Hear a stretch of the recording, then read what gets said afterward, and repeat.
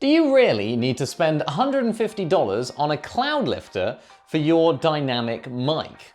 Or can you save the money and sound the same? So I've been using the Shure SM7B with my GOXLR for a while, and I always get asked, do I need a Cloudlifter? Even if you're using another dynamic mic like a pod mic, an RE20 or a podcaster, the answer is going to be very similar.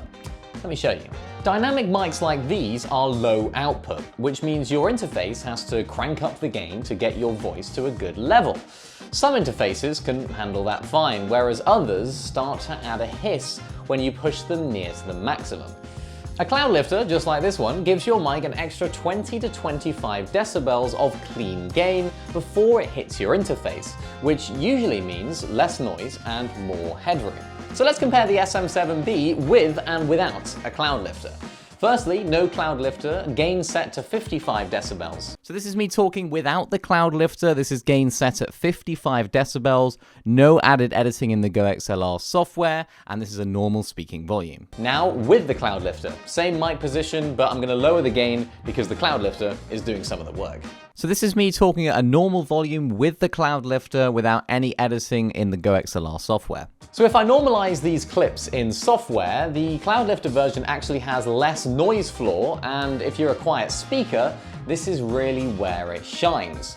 Without it, you'd have to max your interface and probably end up hearing the hiss. So the pros of having a Cloudlifter, of course, you get that clearer signal, and you also get more headroom if you want to speak softly, maybe you're doing some sort of ASMR content, or you want to process your voice later on. Of course, the cons of it are that they cost a little bit extra. It adds an extra amount of money to your setup, and it also adds another cable and box on your desk.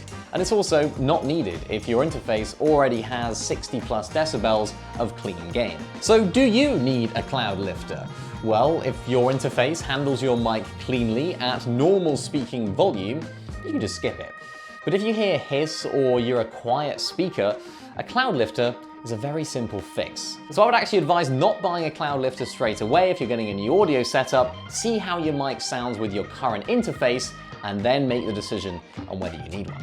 All of the links to everything that I've featured in this video are down there in the description, all the products, so make sure to check those out if you are looking to pick one up. And of course, leave a comment down below. What are your thoughts on having a Cloudlifter? Do you have any questions, any concerns? I'm interested to hear down there. Of course, check out this video on the screen if you haven't seen it already, and make sure to subscribe to the channel so you don't miss out on any future content.